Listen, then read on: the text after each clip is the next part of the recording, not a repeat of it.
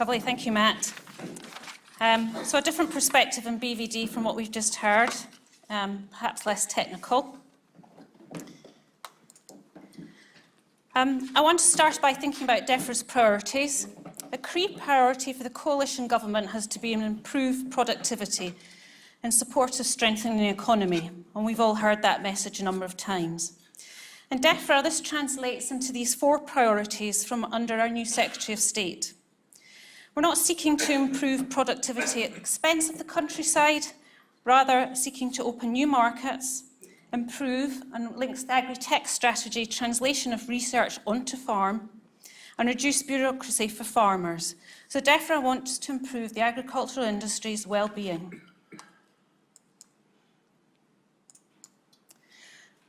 But we can't do everything, and nor should we. People should be free and able to run their businesses as they see fit.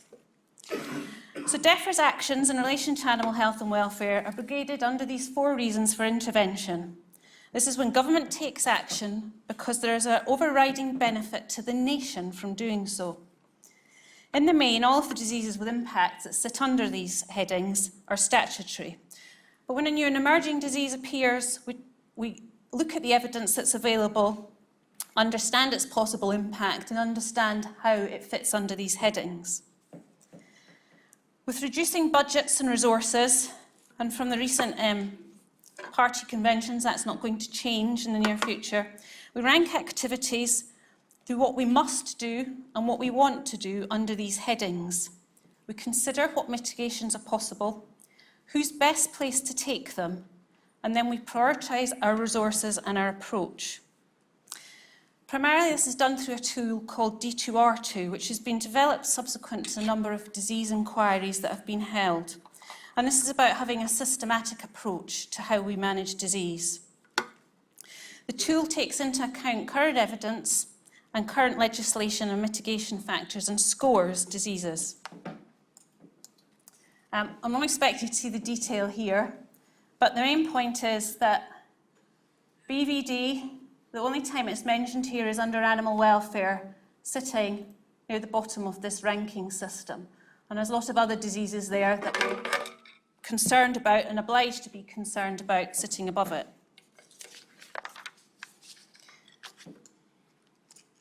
If we turn to think about the costs of BVD, and I'm sure you've seen lots of these figures before, these are taken from ADAS's 2013 report on the economics of livestock disease. So there's a number of studies that have put the cost of BVD on individual cows or individual herds. The national cost is often vague because we don't have true national prevalence of BVD in our herd. And so we have to extrapolate from the data we have. But you'll see the cost, both the national cost and the individual cost, is comparable to other endemic diseases that we know about. Often when BVD is raised with the Chief Veterinary Officer and Senior Policy Leads, and with the Animal Health and Welfare Board for England, we're asked why we're not putting legislation in place. And our answer is often another question. It's about if we have the tools and we have the knowledge to do it, and the costs are obvious in individual farms, why does government need to step in and help to control it? So why doesn't control happen at farm level? Well, you don't need me to tell you, it's really complex. It always surprises me, many cattle and sheep farmers, and often people that we consider to be quite good farmers, aren't fully aware of their farm balance sheets and the profit and loss in their businesses. So simplistically, if you're a pig farmer, you have feed wagons coming in every month, and that's probably your biggest cost, and you have pigs going out for slaughter. So you have income and outgoings, and you can see the difference in what's going on a monthly basis. In cattle farming, and particularly in suckle herds, it just isn't that easy. So the suckler cows that you bulled 21 months ago and are now you've got a year-old suckle calf to sell, that's 2 winters, whatever weather happened. 2 lots of fodder, 2 lots of fertiliser, a whole lot of expenses and things that went on there, and it's really difficult to tie up what was the underlying costs and inputs and benefits. And this is complicated by the insidious nature of BVD. Often with very vague clinical signs, not necessarily always the case. I was talking to a farmer from the northeast on Monday, and out of 100 cows bulled, he had 64 calves. So he knew something was going on and took action. But BVD hides behind time from introduction to impact and the reduced immunocompetence. A cow with a fractured leg has a clear cost to it, it's a cost of replacement, but with a bit more pneumonia, a bit longer return to service, a few more barren cows, it's just not easy to spot what's going on against the normal background on the farm. Another reason farmers mention is the cost to them of controlling disease and reducing their risk when others, perhaps neighbours, aren't sharing in that cost. So I'm outlaying money, finding my disease status, taking precautions, and my neighbour buys heifers from all over the place and frequently they escape onto my farm. Where's the benefit for me?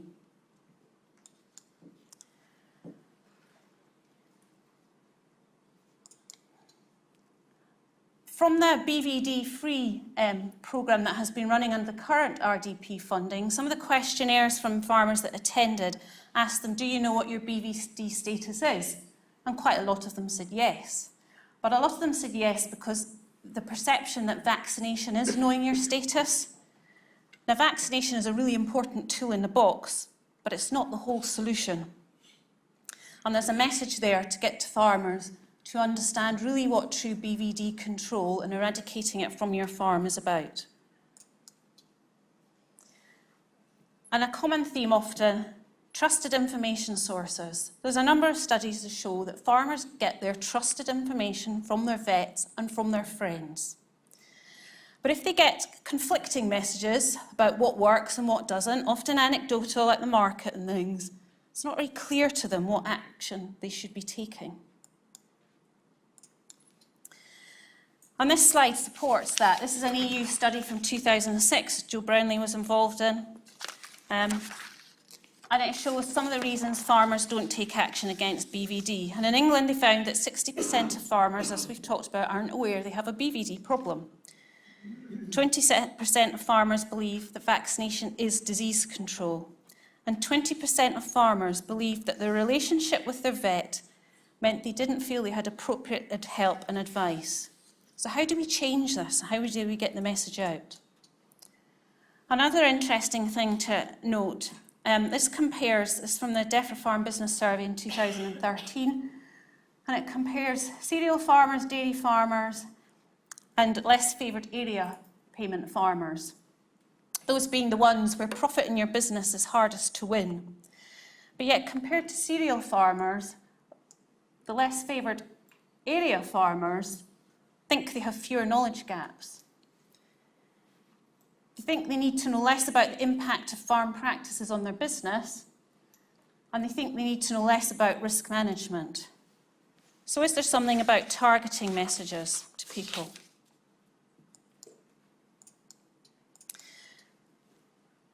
Each of the devolved administrations at a slightly different place in taking action in BVD control. And Scotland, as we know, has now moved to a legislative basis, starting progressively over time from voluntary testing to compulsory annual testing.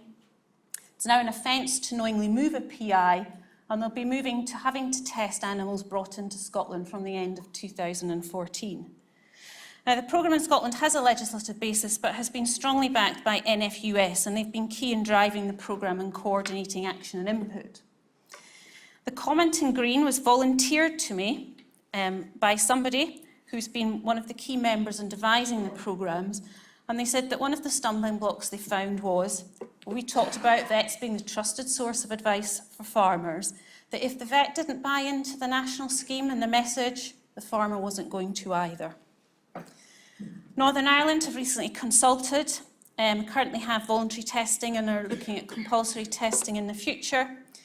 And Wales, through the new Animal Health and Welfare Framework Group, which is an industry-government partnership, have identified BVD as a top priority. Now, this schematic needs some work, but what it is about showing the difference of these mixed messages. So we have the farmer, trusted advice, his vet and his friends. Now, this vet is a member of BCVA, and he's been listening to BVD talks, and he has one approach to it. The friends that he speaks to have been working on different approaches. And of course, those friends have different sources of advice. And this vet might be following a different scheme. And so it goes on. And we can see that through the whole chain of conversations and discussion, there's these conflicting messages, and often in technical detail, what we're trying to achieve. And this farmer at the top ends up really confused and doesn't really understand what he should be doing and why. If we move to some key national messages and control strategy, see how much more powerful it is. His trusted advisors all giving him the same kind of messages. He understands where he's going and what he needs to do. So in England, there have been 3 regional initiatives, and many of you will have been involved in those, mostly funded in the last round of RDP. For various reasons, through lack of central data collection being one, it's not been clear about the financial and productivity benefits from the schemes, and the key performance indicators, which are very European driven, have been more about bums and seats, and it's been difficult to show actually what benefit, farm level and productivity has been happening with them. And so what we often hear in core government, when we speak to perhaps individuals representing some of the different schemes, is a bit of discord in technical detail and whose schemes were most successful. How do you define success in those ways? And that brings us back to what we're hearing. If we don't hear one message, if we're hearing these conflicting messages about control, what's government's role in bringing those together? Why should we have a role? I've talked a lot already about why we haven't got to national control yet.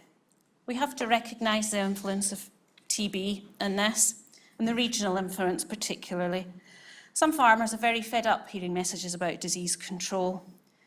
They're consumed by thinking about TB, the cycles of testing, trying to run a profitable business around all the requirements that are there, and they're really quite switched off to other messages. For some, however, perhaps being able to control something else, take some different actions, think about something else, is actually a positive message.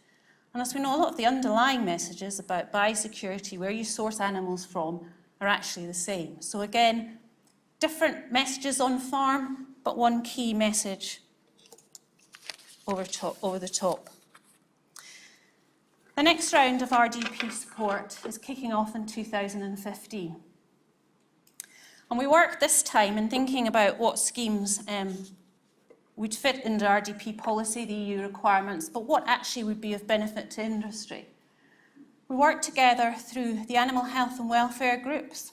BCVA is a member of that, NFU are members, APHA through Gareth attend, to understand what worked well last time and what didn't, what the key priorities for industry are, and how we would think we would go about tackling these. And overwhelmingly, what we want to achieve, as government perspective, Animal Health and Welfare Board, and through CHOG, is sustainable industry-led control programmes into the future. So we drew up fairly generic control schemes, generic in that they could work for our sheep sector and also the pig sector, but with different exemplars of diseases to work on. And for cattle, the overriding priority came out as being BVD. So we'd look at having national control, where we have a systematic equal application and sharing of risks. Some key messages, both in what we're trying to achieve and around the technical detail of achieving BVD freedom, to help reduce the conflicting advice and improve engagement. But that doesn't mean to say we can't have regional delivery. We've talked about cluster groups, which are more about team delivery, finding those common drivers for people to take action and share. So yes, they could be regional, they could be around vet practices, they could be breed societies, buying groups, but building on that notion of the trusted sources of information. National data collection. It doesn't have to be difficult, it doesn't have to be a massive data centre, but a standard way of collecting data, our surveillance data and BVD across the country, that shows clear progress and could be linked to earned recognition. And you may be aware that John Cross and BCVA are involved in this, are looking at a national industry-led database. We have discussed how they could join. The timing's not right, and we shouldn't, if we join up now, one might impact on the timing of the other. But there is sense aligning them going forwards because it would support the earned recognition.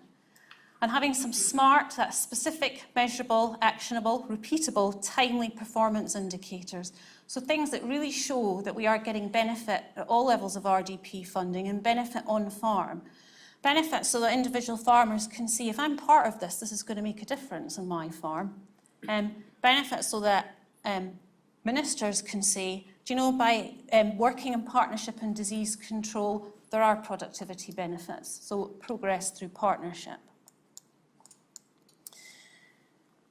Dairy Co are writing up a national BVD strategy, BVD free, a proposed national elimination scheme, and it's not just for dairy farmers, it's for the cattle industry.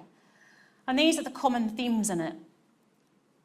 And funnily enough, we've heard a lot of these before. So national industry-led scheme with national leadership, and in the RDP integrated projects, we would envisage a national project board and a national technical board, but with the underpinning local cluster delivery sitting beneath those.